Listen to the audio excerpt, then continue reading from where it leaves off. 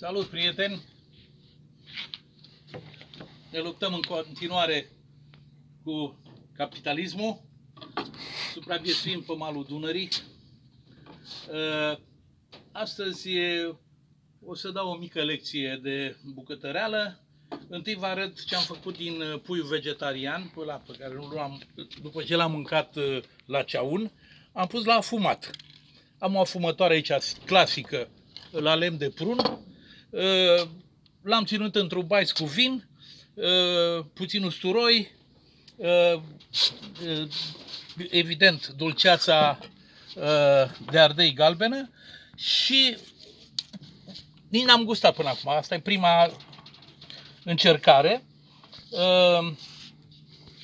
I-am băgat evident și puțin busuioc. După cum știți, busuiocul e folosit și la aghiazmă în biserică pentru că el este un conservant, de fapt. De-aia se poate bea aghiazma încă 2 ani de zile, pentru că busuiocul ăla băgat în apă face să omoare toate bâzdăgănile. Deci, miroase superb, dacă puteți să mirosiți așa. Îl pește în gură. E clar că o să fac din aici în fiecare săptămână așa ceva. E bun contra vinului, în primul rând. Rozeul din Pinot Noir, la mine. Da. Mai o gură, să pot să muncesc. Pilița e cea mai bună. E și sănătoasă, contrar sfaturilor prostești ale unora, că nu trebuie mânca decât pieptul de pui fără pieliță. Păi pielea, un om poate să trăiască fără un plămân, fără un rinichi, fără 2 picioare, fără piele nu se poate trăi. Pielea are cele mai multe chestii de apărare ale organismului, la toate animalele. Păi mâncând pielița asta se duce și ne apărăm noi, fără medicamente. Genial, pe cuvânt. S-a făcut piele de găină. Da, superb, da. Acum am să vă arăt ceva. Cu vechea măsură de pescuit am dat ieri la somn și la crap, o să vă arăt așa. Ce credeți că am pus? Sarmaua noastră națională, însă e aia națională fină, mâncată de sadoveanu și de boierii români, fiartă în vin, porc, vițel și gâscă. Am pus și puțin pui vegetarian de la prietenii noștri, prietenul meu de la provincia. Deci, cine și închipuie că somnul nu mănâncă sarmale, se înșeală. Păi da, somnul mănâncă și el ce e mai bun pe lume. Ori sarmaua noastră românească este imbatabilă. De ce? O să vă arăt imediat ce am prins ieri. Iată-l. Un adolescent. Băi, nu fii ticălos. Deci este un adolescent de vreo 20 de kilograme care se plimba pe aici, pofticios. Da. Odată am făcut niște mititei de ăștia și era un vapor de croazieră și am băgat mult fum așa și s-a dus încolo, venea de la Viena și s-a întors înapoi și a costat aici.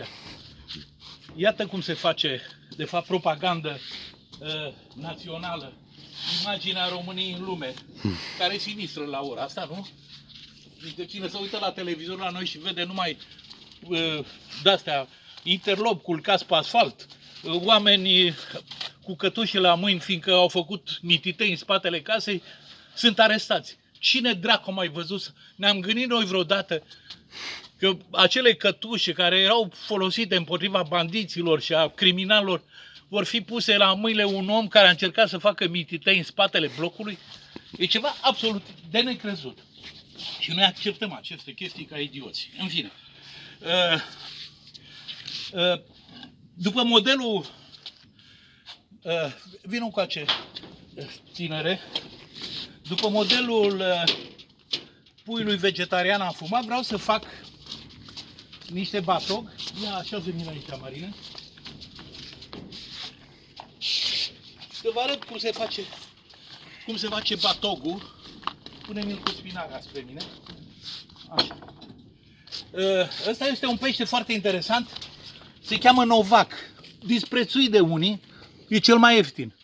Ori lumea nu știe că de fapt ăsta Novac nu vine de la celebrul nostru luptător de pe vremea lui Mihai Viteazu, Baba Novac. În primul că babă nu înseamnă babă, nu înseamnă femeie, înseamnă tată sau bătrân. Era un ins venerat așa în armată, care printre altele a pățit ce o să pățească ăsta. A fost despielițat de unguri și chinuit îngrozitor, săracul. În cinstea lui sau în amintirea lui vărsăm puțin roze. Deci Novacul ăsta a venit de prin Orient, a fost scăpat din crescătoriile românești și a început să se mulțească în Dunăre. A fost un miracol, de fapt. Că altfel ei sunt în crescătorii, se extrage nu știu ce din creier, în fine, sunt. Ăsta, ce fac? O să fac un file. Vă învăț cum să faceți batogul de pește. Cine n-are acasă scule și exemplare ca asta, să vină la cetate la mine, să mănânce. Deci, se scoate de pe schelet Marine Semilei până când a dispărut Marin, nu contează.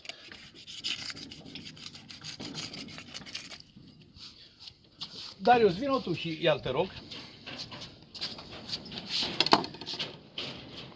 Deci, Novacul are o calitate, spre deosebire de vărul lui ăsta, Fitofagul.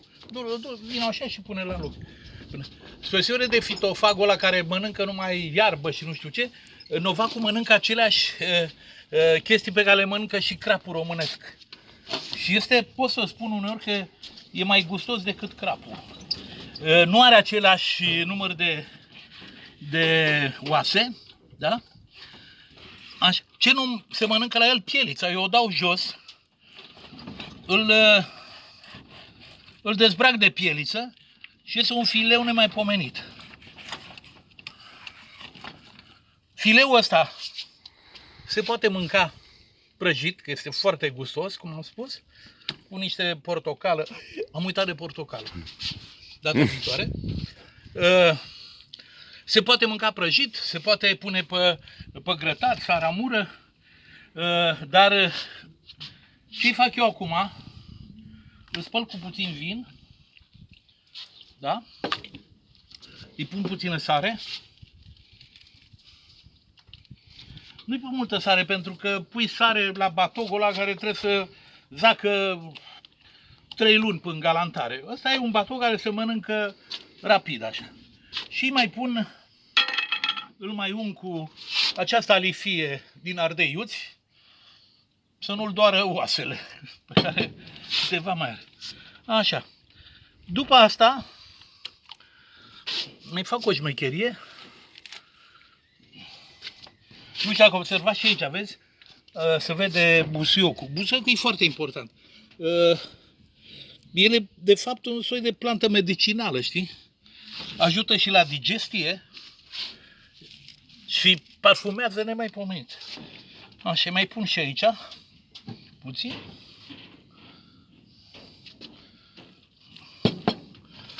Jap, jap.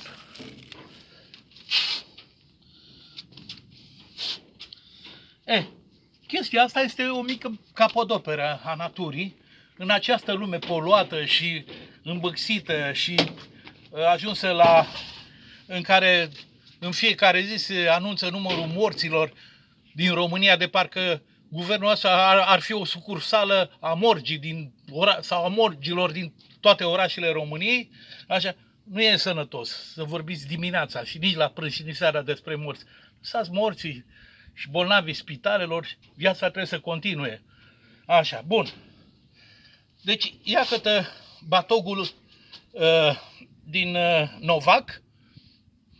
Miroase frumos, poți să mănânci și sushi, deși nu se recomandă din apa dulce, decât să mănânci sushi poate de știucă și de șalău. O să încerc și asta. Deci asta o punem la fum. O să vă fac și pe cealaltă, dar să nu pierdem timp prea mult. Mai ne punem un pahar de vin. Ideea este următoare. M-am gândit, notați-vă acest număr de telefon, dați mesaje pe el mai degrabă, că n-am timp să vorbesc chiar cu toată lumea, dacă vreți, așa. Deci în Portul Cetate organizăm nunți, botezuri și divorțuri. Pentru că e o prostie ca să nu fie sărbători și divorțul. Aici până acum au venit 5 familii care au divorțaseră. Voiau să fie o cină înainte să se despartă. Din 5 familii, 3 și-au refăcut existența. Au băut vinul ăsta bun, au mâncat bine și s-au simțit bine. Așa. Divorțurile provin mai ales anul ăsta de la faptul că în perioada când am fost obligat să stăm închis și în casă, cuplurile s-au săturat. Femeia de bărbat, bărbatul de femeie și au văzut defectele, s-au mirosit așa. Că una e când îți vezi după ce vii de la serviciu sau ești plecat în concediu sau, mă rog, în deplasare și îți redescoperi iubita. Dacă stai zi de zi acolo, așa nu prea e în regulă. Și s-au isterizat. Acum înflorește, eu știu, tratamentul la bibilică, doctorii, psihologii au de lucru în țara asta.